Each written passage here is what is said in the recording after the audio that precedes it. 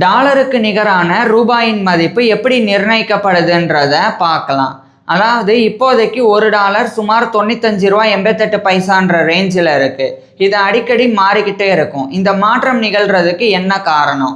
ஒரு அமெரிக்கன் டாலர்னா இவ்வளவு இந்திய ரூபாய்கள் தான் அப்படின்னு எப்படி நிர்ணயிக்கப்படுது? அதை தான் பார்க்க போகிறோம். பொதுவாக இதை புரிஞ்சுக்கிறதுக்கு டிமாண்ட் அண்ட் சப்ளை பற்றி தெரிஞ்சுக்கிட்டாலே போதும். அதாவது ஒரு பொருளினுடைய தேவை அதிகரிக்கும் போது அதுக்கேற்ற மாதிரி அந்த பொருளினுடைய விலையும் அதிகரிக்கும். அதுவே அந்த பொருளினுடைய தேவை குறையும் போது விலையும் குறையும். உதாரணத்துக்கு பொங்கல் அன்னைக்கு காலையில் ஒரு ஜோடி கரும்பு 100 ரூபாயிலிருந்து 150 ரூபா அப்படின்ற ரேஞ்சில் இருக்கும். அதுவே அதே பொங்கல் அன்னைக்கு சாயங்காலம் அதே ஒரு ஜோடி கரும்பு 20 ரூபாய்க்கு கூட கிடைக்கும். இந்த விலை மாற்றத்துக்கு என்ன காரணம்? கரும்பினுடைய தேவைதான். அதாவது பொங்கல் அன்னைக்கு காலையில தான் கொண்டாட்டமே ஆரம்பிச்சிருக்கும். அதனால மக்கள் நிறைய பேர் கரும்பு வாங்குவாங்க. அப்போ கரும்பினுடைய தேவை அதிகமாக இருக்கும். அதுக்கேற்ற மாதிரி தான் விலையும் அதிகமாக இருக்குது. அதே சமயம் சாயங்கால நேரத்தில் கிட்டத்தட்ட கொண்டாட்டமெல்லாம் முடிவுக்கு வந்திருக்கும். அதனால் அதிகமான மக்கள் கரும்பு வாங்க மாட்டாங்க. அப்போ கரும்பினுடைய தேவை குறையும். அதனால தான் அதனுடைய விலையும் குறையுது. இப்படி தான் அமெரிக்க டாலருடைய மதிப்பு ஏறுறதும் இறங்குறதும். அதாவது டாலருடைய மதிப்பு எப்போ அதிகரிக்கும்னா அதனுடைய தேவை அதிகரிக்கும் போது தான்.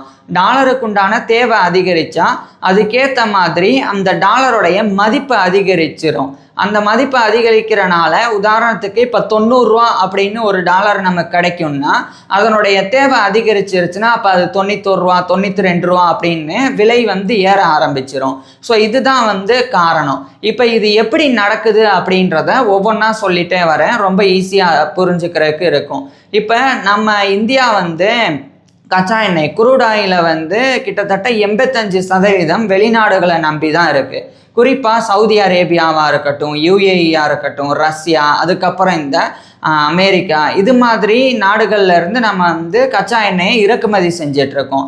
இப்போ கச்சா எண்ணெயை இறக்குமதி செய்யும் போது ஒரு பேரல் கச்சா எண்ணெய் $100 அப்படின்னா நம்ம டாலர் கொடுத்து தான் கச்சா எண்ணெயை வாங்க முடியும். அதை தவிர்த்து நம்ம இந்திய ரூபாயை கொடுத்து நம்மளால் ஒரு பேரல் வாங்க முடியாது. இப்போ உதாரணத்துக்கு ஒரு டாலர் 95 ரூபா 88 பைசான்ற ரேஞ்சில் இருக்குல்ல.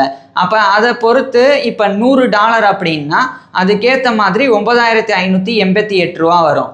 அப்போ இப்போ நம்ம சவுதிகிட்டேருந்து வாங்குகிறோம் கச்சா எண்ணெய், ஒரு பேரல் 9588 ரூபான்னு வச்சுக்கோங்க அப்படின்னு இந்திய ரூபாயை தூக்கி கொடுக்க முடியாது, அவங்களும் வாங்க மாட்டாங்க. இதுக்கு 2 காரணம் இருக்குது. முதல் காரணம் என்னன்னா 190க்கும் மேற்பட்ட நாடுகள் அமெரிக்கன் டாலரை அங்கீகரித்து ஏற்றுக்கிட்டாங்க. ஆனால் நம்மளுடைய இந்திய ரூபாய் அதை பெருசாக ஏற்றுக்கலை. இப்போ இந்திய ரூபாய் ஏற்றுக்காதனால என்ன நடக்கும்னா சவுதி கிட்ட நம்ம பணம் கொடுத்தோம்னா அவங்க மறுபடியும் அந்த பணத்தை வேறு நாடுகளில் பயன்படுத்த முடியாது. உதாரணத்துக்கு இங்கிலாந்துலேயோ இல்லைன்னா இன்னொரு பக்கம் இந்த ஆப்பிரிக்காலேயோ இருக்கக்கூடிய ஏதாவது ஒரு நாட்டிலையோ நம்மளுடைய ரூபாயை கொண்டு போய் கொடுத்து அவங்க எதுவுமே வாங்க முடியாது. அதை அவங்க வாங்கிக்கவும் மாட்டாங்க. ஸோ இது ஒரு பிரச்சனை. இன்னொரு பிரச்சனை என்னன்னா இப்போ ஒரு டாலருக்கு நிகரான ரூபாயின் மதிப்பு மாறிக்கிட்டே இருக்கும்.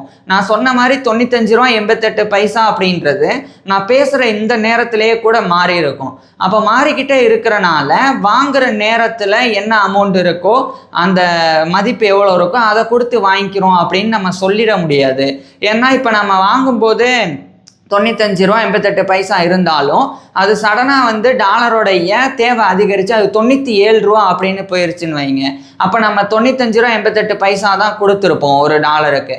அப்போ அதை வாங்கிக்கிட்டவங்களுக்கு இந்திய ரூபாயை வாங்கிக்கிட்டவங்களுக்கு நஷ்டம் தானே. அதனால தான் டாலரையே கொடுத்துருங்க அப்படின்னு சொல்லி சவுதி சொல்லுவாங்க. அதே மாதிரி தான் மற்ற நாடுகளும் கூட. என்ன ரஷ்யா மட்டும் இப்போ அவங்களுடைய கரன்சியையும் நம்ம கரன்சியையும் அவங்ககிட்ட நம்ம கொடுத்து அவங்க கரன்சியை நம்ம வாங்கி ஸோ இந்த மாதிரி நடக்கிறதுக்கு உண்டான முயற்சிகள் நடந்துட்டுருக்கு. இருந்தாலும் கூட பெரும்பாலும் இந்த டாலர் தான் கொடுத்து மாற்றப்படுது. இப்போ தேவை நமக்கு டாலர் எங்கே அதிகரிக்குது அப்படின்னா இப்போ நம்ம கச்சா எண்ணெயை இறக்குமதி பண்ணணும் அப்படின்னாலே நம்ம வந்து பணம் வந்து டாலரில் வாங்கி அந்த டாலரை கொடுத்து தான் வாங்கணும் அப்படின்ற நிலை இருக்குது. அப்போ நம்ம டாலரை வாங்கி ஆகணும். டாலரை வாங்குறதுக்கு நம்ம இந்திய ரூபாயை வந்து கொடுப்போம். இப்போ நம்ம வாங்குற மாதிரி தான் மற்ற நாடுகளும் டாலரை வந்து வாங்கும். ஸோ இப்படி ஒட்டுமொத்தமாக நம்ம டாலர் வாங்குறது, மற்றவங்களும் டாலர் வாங்குறது அப்படின்னு வரும்போது டாலருடைய தேவை வந்து அதிகரிக்க ஆரம்பிக்கும். இப்படி தேவை அதிகரிக்கிறனால இந்த டாலருக்கு நிகரான இந்திய ரூபாயின் மதிப்பு வந்து வீழ்ச்சி அடையுது. ஏன்னா டாலருடைய மதிப்பு அதிகரிச்சுட்டே போகுது. ஸோ இது வந்து முதல் காரணம். இன்னொரு மிகப்பெரிய ஒரு காரணம் இருக்குது. அதுதான் வந்து இந்த ஃபாரின் எக்ஸ்சேஞ்ச் அப்படின்றது. இது வந்து ஃபாரெக்ஸ் மார்க்கெட் அப்படின்னு சாதாரணமாக சொல்லலாம். இது கரன்சி ட்ரேடிங் பண்ணுறவங்களுக்கு தெரியும். அதாவது இப்போ நார்மலாக ஷேர் மார்க்கெட்டில் ஒரு ஷேர் இவ்வளோ ரூபா அப்படின்னு சொல்லி வாங்குவாங்க. நிறைய பேர் வாங்கினா அந்த ஷேரோடைய வேல்யூ வந்து ஜாஸ்தி ஆகும். அதே மாதிரி தான் கரன்சி ட்ரேடிங் அப்படின்னு ஒன்று இருக்குது. இது கரன்சி டெரிவேட்டிவ்ஸ் அப்படின்னும் சொல்லலாம். இது என்னன்னா இதில் வந்து அமெரிக்கன் டாலரை வந்து நம்மளால் வாங்க முடியும். இப்போ ஒரு டாலர் வந்து 95 ரூபாயில் இருக்குன்னு வச்சுக்கோம். நம்ம 95 ரூபா போட்டு ஒரு டாலர் வாங்கிடுறோம். அது வந்து 96 ரூபா அப்படின்னு போனதுக்கப்புறம் நம்ம விற்றுட்டோம் அந்த டாலரை அப்படின்னா அப்போ நமக்கு வந்து 1 ரூபாய் லாபம். ஸோ இந்த மாதிரி இந்த கரன்சி ட்ரேடிங் வந்து நடக்கும். இது ஃபாரெக்ஸ் ட்ரேடிங் அப்படின்னும் சொல்லலாம். ஸோ அந்த மாதிரி நடக்கிறதுலையும் நிறைய பேர் வந்து பெரிய பெரிய நிறுவனங்கள், அதே மாதிரி பெரிய பெரிய பேங்க் வங்கிகள் அவங்கெல்லாம் இந்த மாதிரி டாலர்ஸை வந்து வாங்குவாங்க பணம் கொடுத்து. ஸோ இந்த மாதிரி வாங்குவாங்க, விற்பாங்க, இது மாதிரிலாம் நடந்துக்கிட்டே இருக்கும். இப்படி அந்த டாலரை வாங்குறது விற்கிறது அப்படின்னு அடுத்தடுத்து நடக்கிறனால தான் ஒரு டாலரோடைய அந்த மதிப்பு 95 ரூபாயிலிருந்து 96 ரூபா 94 ரூபா அப்படின்னு அந்த பைசா கணக்கில் 88 பைசா 95 ரூபா 89 பைசா இல்லைன்னா 95 ரூபா 80 பைசா அப்படின்னு இந்த மாற்றம் சடனாக வந்து நடந்துக்கிட்டே இருக்கிறதுக்கு இந்த ஃபாரெக்ஸ் மார்க்கெட் வந்து ரொம்ப முக்கியமான ஒரு காரணம். ஸோ இது நடக்குது. இன்னொன்று என்னென்னா இந்த மாதிரி இப்போ தேவை வந்து டாலருடைய தேவை அதிகரிச்சுட்டே போயிருச்சு அப்படின்னா அப்போ இந்திய ரூபாயின் மதிப்பு ரொம்ப ரொம்ப குறைஞ்சிக்கிட்டே போயிடும். அதாவது 95 96 97 அப்படின்னு சொல்லி ரொம்ப ரொம்ப வந்து இந்த மாதிரி மாற்றம் நடந்துக்கிட்டே இருக்க ஆரம்பிச்சிடும்.